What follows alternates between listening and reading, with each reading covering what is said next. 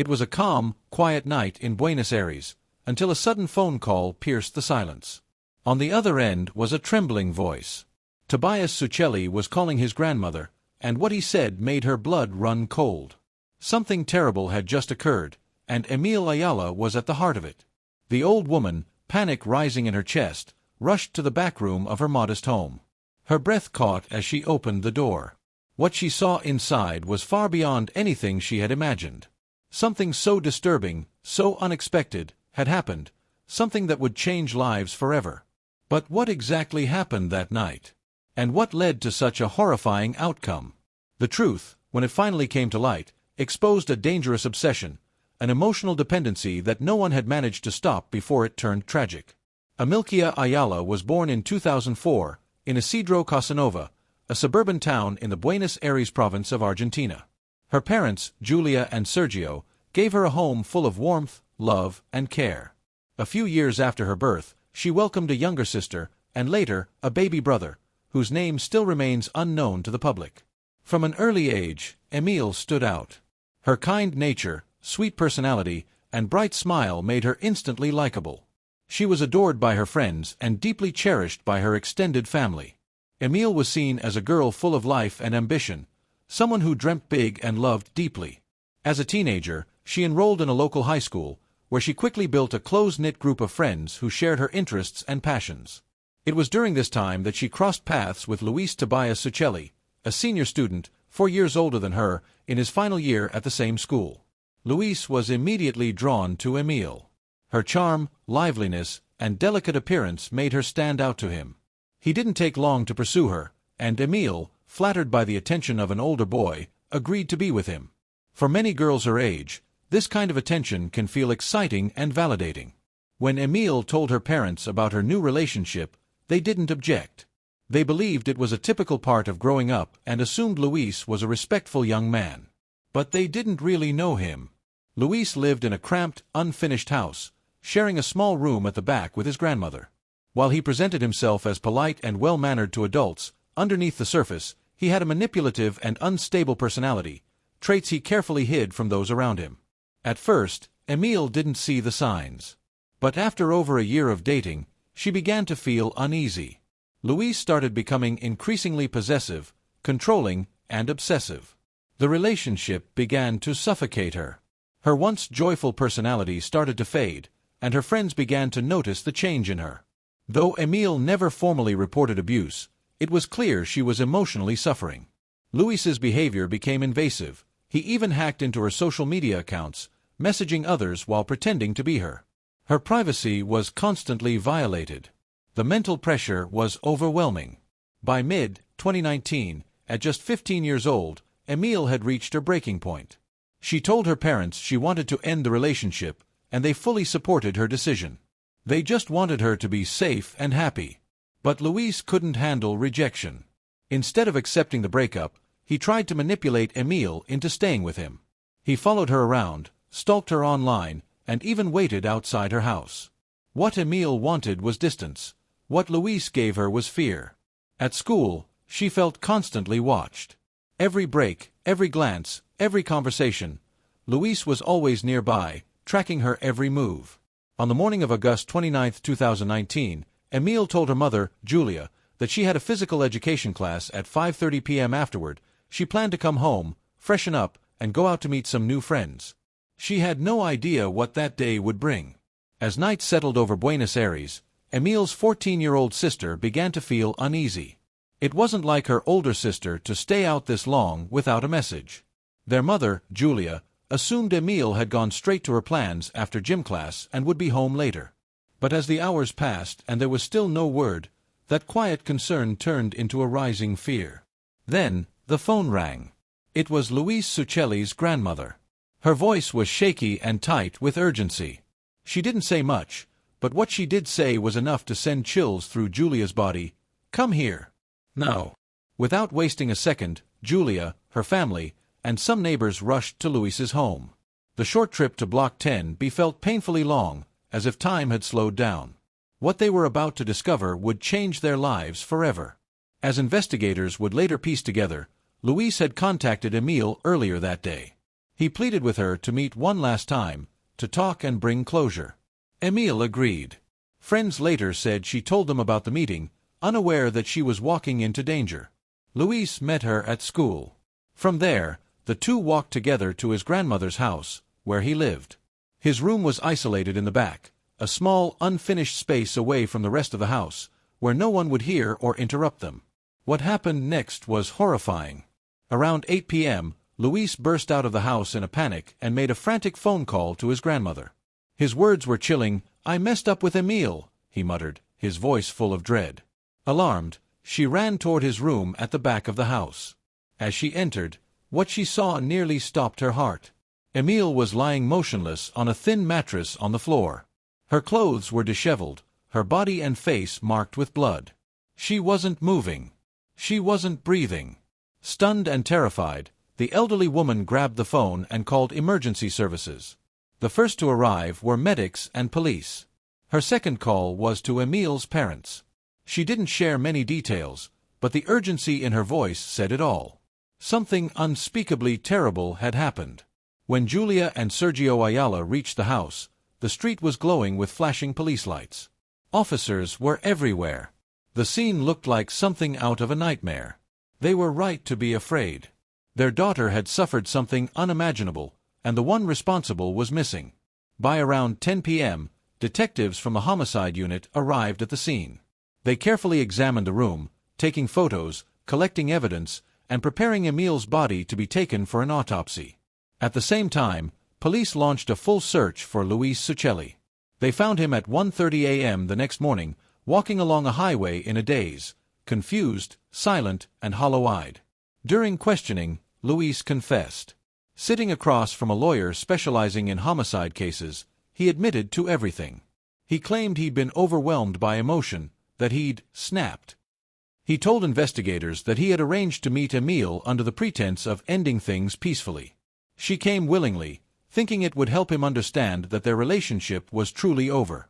Inside his room, they talked for hours. Luis begged her to take him back. Emile stood firm. She refused to give in. Eventually, she told him she had started seeing someone new. That broke him. He was enraged. Even though they had broken up a month earlier, Luis believed she still belonged to him. In his twisted mind, she had betrayed him. And in that moment, he lost control. He told her that if he couldn't have her, no one would. But Emile wasn't afraid. Not anymore. This time, she didn't back down. She refused to be silenced like before. And that defiance would cost her everything. Emile stood her ground. She told Luis plainly that he no longer had any control over her life. She wanted him gone, for good. That's when Luis finally snapped. First, he struck her, hard, over and over again. Then, in a sudden explosion of rage, he picked up a wooden stick lying nearby and hit her with full force. The same stick would later be recovered by investigators and catalogued as key evidence. When Emile stopped moving, Luis didn't stop. He placed his hands around her neck and choked her until her body went still. Once it was over, Luis calmly cleaned himself up. He changed his clothes, took a shower, and then, as if trying to cover up what he'd done, draped a blue bedsheet over Emile's lifeless body. Without saying a word to anyone, he walked out of the house. And didn't look back. While Luis was confessing to the crime during his interrogation, Emile's family was stuck in what felt like a never-ending nightmare. Julia, her mother, later described the pain as unbearable. Losing her daughter was devastating enough, but knowing how terrified, hurt, and alone Emile must have felt in her final hours made it 1,000 times worse. She later recalled that Luis had been hanging around near their house the day before, around 3 p.m., just standing there, watching. At the time, she thought nothing of it. But now, with everything that had happened, she was sure it wasn't a coincidence. He knew their routine. He knew when the children would be home. Julia was convinced that he had planned to hurt Emile that day, but the opportunity never came, because Emile hadn't left the house. His plan was delayed, not abandoned. The guilt weighed heavily on Julia. She admitted in interviews that she had underestimated how serious the relationship problems really were. To her, it had just looked like a typical teenage love story with its ups and downs, nothing out of the ordinary. But now, in hindsight, The warning signs were impossible to ignore. There had been red flags all along. Luis's grandmother gave a statement to the police during the investigation, but she was never asked to testify in court. After the crime, no one from Luis's family ever contacted Emil's family again. As the case progressed, the preliminary autopsy report came in, and it painted a brutal picture. The official cause of death was asphyxiation. But the bruising around her neck showed she had been strangled by hand, a personal, violent act driven by pure rage. What made things even more heartbreaking was the absence of defensive wounds. It appeared that Emil had been caught off guard and beaten before she even had a chance to fight back. Her face and head had taken the worst of the damage. The left side in particular showed signs of repeated blunt force trauma. This wasn't a sudden outburst. This was a vicious, sustained attack. When the autopsy findings were made public, it sparked outrage across Argentina. Women's rights groups, already leading the fight against domestic violence and femicide, rallied behind Emil's story. Protests erupted. Candlelight vigils were held in her memory. But their message wasn't just for her. It was for every woman who had ever suffered in silence. They marched for justice. For change. At Emil's funeral on August 31, 2019, the entire community came together to say goodbye. Family, neighbors, classmates, everyone showed up not just to mourn, but to make a statement: this cannot happen again. They called for awareness, for education, for early signs of abuse to be taken seriously, especially when it comes to young relationships. Emil's father, Sergio Ayala, was devastated. For days, he was too broken to speak. Eventually, he found the strength to address the public. He demanded justice, not just for Emil, but for every daughter who deserved safety, love, and a future. He spoke of Emil as a bright, kind girl full of dreams. Losing her left a hole in their lives that would never be filled. When he had first met Luis, Sergio thought he seemed like a respectful, polite boy. But as time passed, both he and Julia began to notice things, small signs that something was off. Unfortunately, by the time they understood the truth, it was too late. Sergio and Julia had warned Emil before. They had told her plainly, Luis wasn't right for her. At the time, it felt like typical parental concern. But now, Sergio admitted, with tears in his eyes, that he had underestimated the danger. He had assumed it was all normal teenage drama. Now, he deeply regretted not acting sooner. In a heartbreaking confession, Sergio shared that he had actually kicked Luis out of their house on more than one occasion. He had physically forced him to leave after arguments with Emil. But none of it had been enough to stop what was coming. Luis just kept coming back. Again and again. In the months after Emil's death, Luis remained behind bars as the investigation continued. The legal process was slow, but it was moving forward. The prosecution carefully gathered every piece of evidence, physical, digital, and testimonial, to build a rock-solid case. One of the most damning discoveries was that Luis had secretly accessed Emil's social media accounts. He had been reading and controlling her messages without her knowledge, manipulating her online presence. Even though she never filed an official complaint, he had also sent threatening messages to people in her circle. This wasn't a one-time explosion. It was a long, calculated pattern of emotional and digital abuse. By August 2020, Julia's patience was wearing thin. The delays in court proceedings were agonizing. She spoke out publicly, demanding justice and accountability. She said the pain of waiting, the feeling of being trapped in limbo, was unbearable. Luis, she said, needed to face the full consequences of what he had done, not just to Emil, but to their entire family. In response, the prosecutor formally requested the court to begin trial proceedings. He explained to Emil's family that the case was strong. There was overwhelming evidence: Luis's full confession, the autopsy findings, psychological evaluations, and messages that revealed his refusal to accept the breakup. Psychologists confirmed that Luis was fully aware of his actions and their consequences. He knew right from wrong, and acted anyway. In his own statement, Luis claimed that relationship problems had driven him to commit the crime. He admitted to using both his hands and a wooden stick to kill Emil, describing the events as if they had just gotten out of control. But investigators and prosecutors disagreed. The level of brutality, the extent of the injuries, and the planning behind the attack showed a clear, deliberate intent. Almost a year after Emil's death, Julia remained relentless in her pursuit of justice. She expressed her deep gratitude to everyone who had stood by their family, supported them through grief, and helped push the case forward. But she wasn't done fighting. She called for the maximum punishment possible, life in prison for Luis. Finally, a date was set. On Monday, May 3, 2021, the trial was scheduled to begin in a criminal court.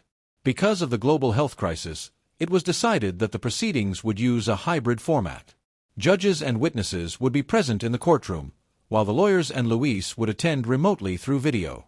Luis was officially charged with aggravated homicide with gender-based violence, femicide, because he had murdered Emil as a result of their relationship and his refusal to let her go. On the first day of trial, Luis admitted again that he had killed Emil. But this time, he tried to soften the blow. He claimed it happened during a heated argument, as if the violence hadn't been intentional. But the court didn't just rely on his words. They reviewed the forensic reports. They looked at his messages. They listened to those who had witnessed Emil's suffering. One of the most emotional moments came when Julia took the stand. In her testimony, Julia spoke at length about her daughter's relationship with Luis. She described how it began with innocent charm and slowly turned toxic. She explained the emotional manipulation, the control, the isolation. Julia also talked about the final days before the murder, how Emil had firmly cut ties, how Luis kept lurking nearby, unwilling to let go. She remembered how Luis had visited their home more than once. He always came across as quiet, respectful, even shy. Nothing about him, on the surface, hinted at the monster he would become. There was one memory that haunted her. Luis had once joined them at a family event, a relative's communion. Surrounded by love and laughter, he had blended in perfectly. No one would have guessed that just months later, he would destroy their world. There had been signs. So many signs. Julia remembered one moment in particular, a family gathering for a communion. Luis had insisted that Emil stay by his side the entire time. He didn't want her talking to anyone, even her own relatives. When Julia gently encouraged Emil to socialize, Luis stormed off, visibly upset.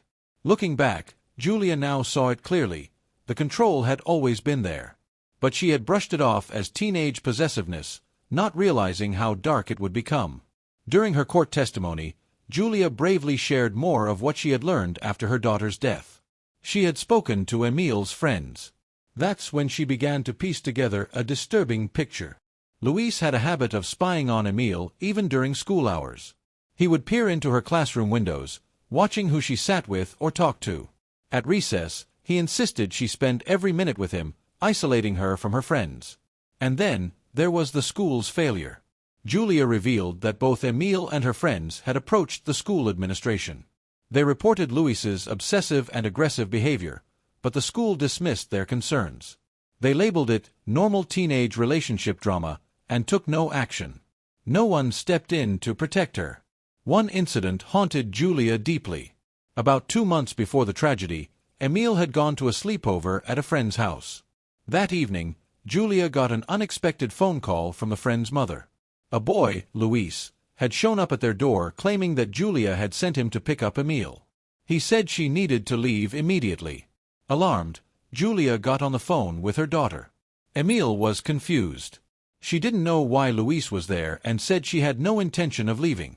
Julia firmly told the host that Emil was staying put and instructed everyone to stay inside.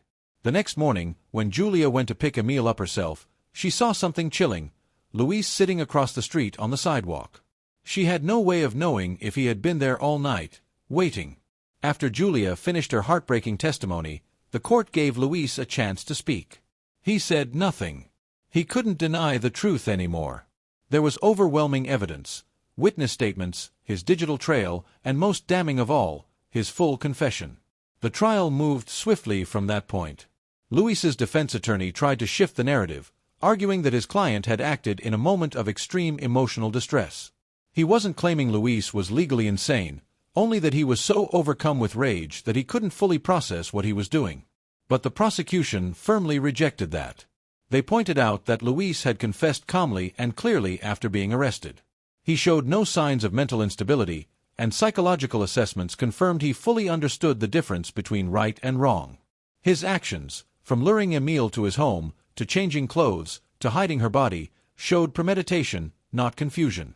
Because of the brutality, the planning, and the motive rooted in gender violence, the prosecution demanded the maximum penalty, life in prison. On May 7, 2021, the sentencing hearing was held. The judges reviewed all the evidence, testimonies, psychological evaluations, and facts of the case. In a unanimous decision, the court found Luis guilty of aggravated homicide with a history of gender-based violence, also classified as femicide. Luis was sentenced to life imprisonment. After the ruling, Julia spoke once more. She said she would never get her daughter back, but she hoped this sentence would bring some measure of peace, a sense that justice had at least been served. The murder of Emil Chi Ayala left deep scars in her community. But it also sparked crucial conversations. Conversations about warning signs, about teen dating violence, about how important it is to take emotional abuse seriously, regardless of age. The tragedy became a wake-up call. Ignoring the red flags can cost a life. That's it for this heartbreaking case. But the conversation must continue. If this story moved you or opened your eyes, please consider liking, subscribing, and hitting the bell icon so you won't miss future cases. Let me know your thoughts in the comments. And please, if you or someone you know is facing emotional or physical abuse, speak up. You are not alone. Until next time, stay safe, stay aware, and stay strong.